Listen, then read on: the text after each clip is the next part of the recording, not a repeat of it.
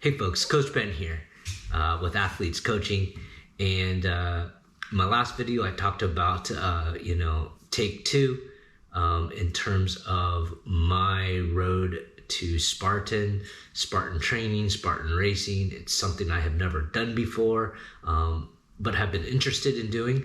And so today I just thought, hey, you know what? I'm just gonna walk you through a little bit of like, how do I train for this? How do I put a training plan together? So if someone were to come to me and say, hey, Coach Ben, I need some training on how to do a Spartan race, what do I need to do? Well, even though I have not specifically trained or participated in a Spartan race, I do know and familiar with what is involved and what type of training needs to be involved to be able to, successfully complete a Spartan race. Now, the one particular Spartan race that I'm hoping to do is the Super, which is basically a 10K run, 10 or plus K. They always say it's longer than what it's normal, with around 30 obstacles or different things. And so what I want to do, again, is to just kind of walk you through if someone were to come and they needed help, needed coaching, how would I put the training plan together? Now, what I'm going to do is, obviously, I'm going to use me. So I'm going to coach myself. And I'm going to just show you kind of like an outline of how I put together a training plan. Now, one of the things to note that this plan is going to be tailored or customized to me. My skills, my ability, my experience, my time, even my personality, and availability, and what level of fitness or not, or strength that I have, So again, when I coach somebody, their training plan is going to look very different, or can look very different than what I do for myself, So with that said, let's just dive right in. Okay, let's just dive right in right now in terms of how I put together a training plan. Now, when I put together this particular training plan, it's more of a skeleton. So we're just going to get the basic blocks in before we get into the nitty-gritty details. So one of the things I like to start off with is, first, how many weeks of training to the race that we have? And I calculated I have about 11 weeks here. And so my race would be on a Saturday. So I'm just going to kind of work backwards and just put race down. Okay. Now, and what I also like to do is I like to put down what phase each week is. So that way I know when I actually design or put together the specific workouts, then I know, if I know which phase it is, then I know what type of workouts I need to do in order to help me perform or work on the most. So I know that if it's race week, then it's going to be definitely a taper. And I'm going to just put race because it's a race. So then I already know week 11 is going to be my taper week, meaning I'm going to back off a little bit on probably the volume of training, so that way my body can be race ready. I won't get any more gains by working any harder or longer here. I might keep the intensity so my body knows, no. I'm not going to lose fitness, but just so that my body mentally knows, okay, it's going to get ready for race time. And then as I kind of work my way backwards. It'll be competition. So when I put comp, be competition, comp, and I might do this, and then on week 6 is a pre-comp, and you'll see what I'll do when I finish filling this out, and then here. And if you notice, as I'm putting this here, and I could just probably make this a little quicker, see, but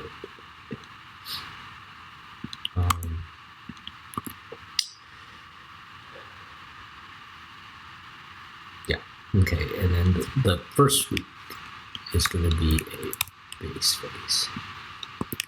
All right, so I have the phases down, and this is kind of how I really actually design. I mean, I would usually, for the first 2 weeks is a base phase, then I have a build phase, and then maybe a couple of weeks, depending on how many weeks I have, a pre-competition phase, and that just helps transition. So these are like kind of base to a transition to a build. So we're just building upon what we laid out a good foundation or assessments.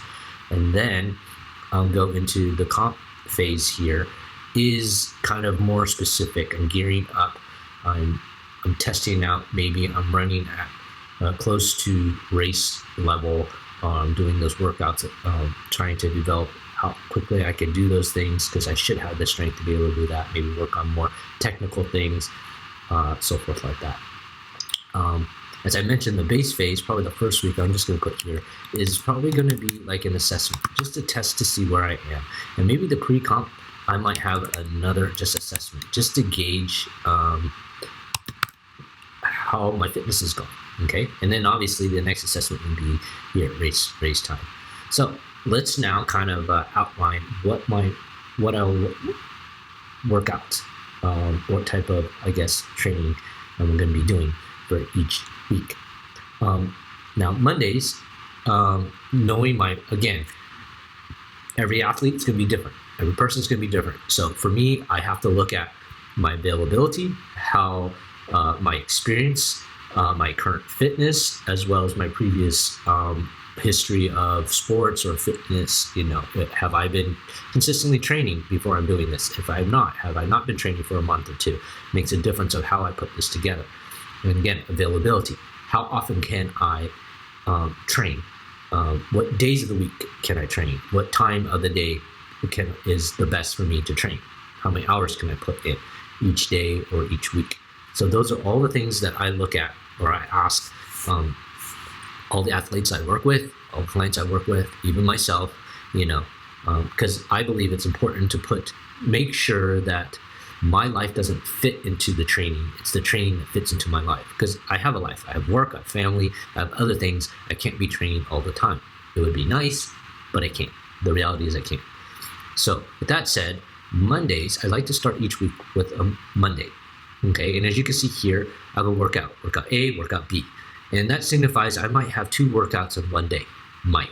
Doesn't mean I will, but it might happen. But if I start on Mondays is the beginning of the week, and if I know that I've been previously training, I have been consistently training for about 6 to 7 days a week, and I'm pretty kind of tired on Mondays, a little fatigued, because on Saturdays and Sundays are probably one of my longest or intense workout days. And so I definitely need a recovery. And as I'm building this, and it's also based on my availability, but this can change, all right? Life changes, so does the training plan sometimes, okay? This is, again, an outline. Tuesday, I probably want to start off with, I'm going to put down a strength. And here's the thing. I know in a Spartan race, even though I may not have trained for one or completed one, I know what's involved. Well, the one I'm doing is at least a cumulative or more of a 10 plus, I would say anywhere from 10 to probably 15K run, okay? They all say it's usually longer than what it really is, okay? Then I know the obstacles. There are lifting things, pulling, pushing obstacles. They all involve strength, power, even agility, okay? And you want to do those as quick as possible. And some of those, like carrying things, they're going to gas you out really quick. So you're going to have to do some like intensity or interval training. All right. So we know that there's a run involved. There's going to be strength involved. There's going to be, high intensity type of intervals. Okay. And of course, those are burpees. If you miss out on a obstacle, if you fail the obstacle, you have to do about 30 burpees. So got to make sure we're burpee fit as well. So Tuesday, I'm going to lay out, it's my strength. Okay. I'm going to build the strength, be able to carry, lift, push those heavy things. And, carry could be even your body weight too. So that's all going to be there. Wednesday, I think I'll be able to do a run. Thursday, I think I can also do another strength workout. Friday, I believe I can do a run. My weekends, I would say Friday, Saturday, Sunday is my weekend. That doesn't mean I don't work, but I have maybe possibly a little bit more time to do a run. Now Saturday I have this group that I join. FitFam, awesome group. They do a lot of HIIT workouts, and so one of my thoughts is they do workouts on Saturday and Sunday, or at least that's the time I'm more available to join them. And I think I can actually combine a run and a HIIT session together, and I think that'll be an awesome combo. And Sunday could be the same thing. Okay, a run plus HIIT. They do it on the both Saturday and Sunday, but it may just actually be a run. Okay, in terms of that, so I don't know. I'm just going to stretch this out a little bit. Okay, so it could just be both a HIIT and run. It could actually just be a HIIT. It could also just be a run. Now, I said this week is just, the first week is just an assessment week. It's just a base phase, just to get things ready, just to get your body saying, hey, I am doing something different, or I'm getting ready to train, and how I'm going to do this. So I'm going to keep these 2 weeks about the same. In fact, I'm going to probably keep almost all the weeks the same and make tweaks along the way. And so I'm just going to fill this out real quick. All right, and I'll leave this blank for right now. Okay, so I have this right here. Now, as I mentioned, the base is just getting things started. Now, I want to build upon that.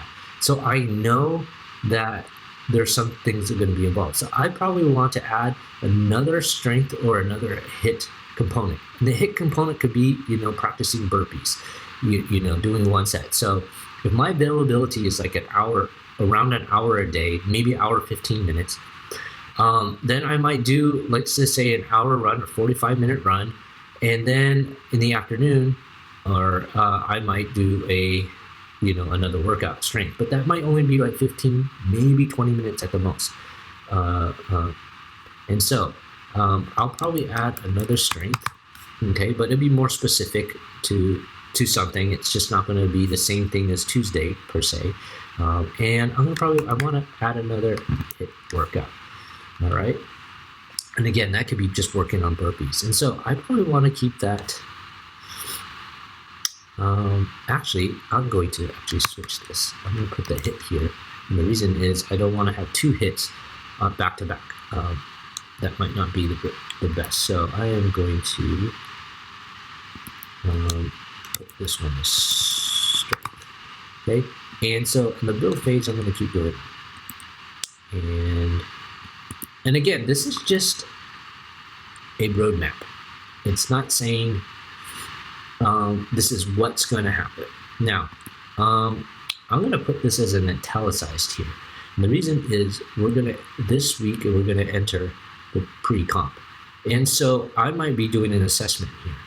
One of my sessions might be doing, okay, let's do a 10K time trial or do a 5K time trial here just to see how I improve based on the previous weeks, okay? And I might be doing like a strength type of a session, maybe a HIIT in terms of, okay, how many burpees, every minute, EMOMs, every minute on minute, something like that, some type of an assessment to see how much I've improved and what I might need to work on, okay? But then I will go back in the pre-comp or in the competition phase, I will be adding this back in. So this might be in the italics. I may not have these two because I kind of just want to see. I'll be pushing pretty hard. So it's almost like doing not race intensity, almost like a race intensity, but not really racing kind of level hard during this week. All right. And this will go all the way here. I actually might not put anything here. Actually, you know what? I'll do the same thing. I will put this in italics because depending on how I'm feeling, I want to make sure my body is going to be ready for race day. I'm not going to get any additional gains by cranking things out hard this week. And so what's going to happen on taper week is this. I'll still do a strength session, maybe a little bit more intense, maybe a nice easy intense run here, strength, and then a nice easy run just to get my body. The volume is definitely going to go down. The volume will go down a little bit here in terms of training. So probably the volume will probably start to drop right here. So again, the volume of how much I'm training will be right there. Okay. So I think this is pretty much it in terms of kind of laying out a training plan. Now, again, here's an important thing. This, again, is just a roadmap of what hopefully I will be able to follow. And the key is we want to be able to follow something like this as consistently as possible. I know in a real life situation, this may not be 100% possible. I already know that, but at least it's a guide. Here's the cool thing.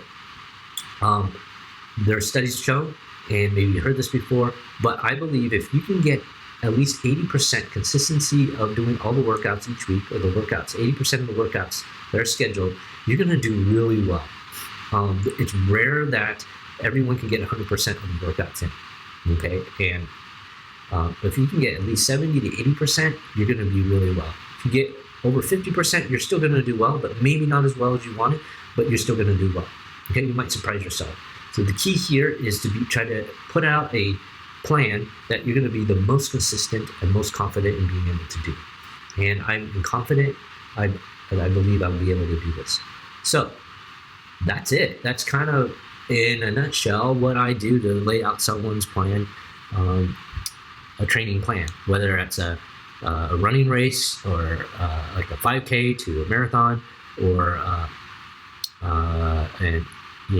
triathlon, from a Olympic distance to even Ironman level.